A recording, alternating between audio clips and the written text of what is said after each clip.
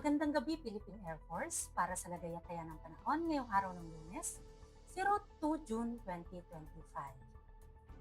Base sa ating synoptic situation, wala pa rin tayo namomonitor na bagyo sa loob at labas ng Philippine Area of Responsibility.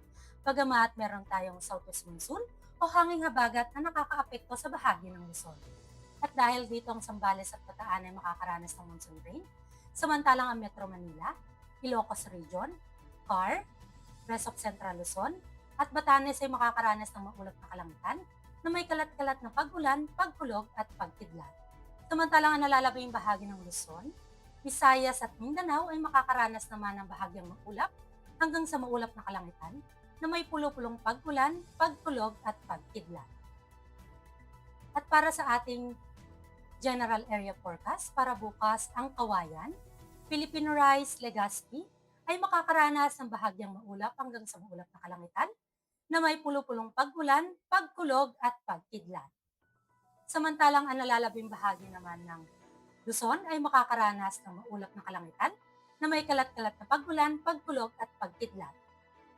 At sa Visayas at Mindanao naman ay makakaranas ng bahagyang maulap hanggang sa maulap na kalangitan na may pulo-pulong pag-ulan, pagkulog at pagkidlat. Para sa ating 3-day forecast sa Metro Manila, mula araw ng Miyerkules hanggang Biyernes, ito ay makakaranas ng bahagyang maulap hanggang sa maulap na kalangitan na may pulo-pulong pag-ulan, pagkulog at pagkidlat. Ganon din sa Cavite.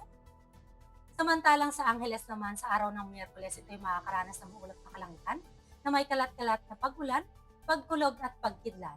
Sa araw naman ng Huwebes at Biyernes, ito ay makakaranas ng bahagyang maulap hanggang sa maulap na kalangitan na may pulo-pulong pag-ulan, pagkulog at pagkidlat. Sa Lipa City naman mula araw ng Miyerkules hanggang Biyernes, ito ay makakaranas ng bahagyang maulap hanggang sa maulap na kalangitan na may pulo-pulong pag-ulan, pagkulog at pagkidlat. Samantalang sa Kalayaan Island mula araw ng Miyerkules hanggang Biyernes, ito ay makakaranas ng maulap na kalangitan na may kalat-kalat na pag-ulan, pagkulog at pagkidlat. Gayon din sa Puerto Princesa. At sa Philippine Rice naman mula araw ng Miyerkules hanggang Biyernes, ito ay makakaranas ng bahagyang maulap hanggang sa maulap na kalangitan na may pulo-pulong pag-ulan, pagkulog at pagkidlat. Ganon din sa Lapu-Lapu, Davao at Zamboanga City. Para sa ating astronomical information, ang araw ay lulubog ng 1822 at sisikat ng 0526 bukas ng umaga. Para sa ating moon illumination, 43% decreasing.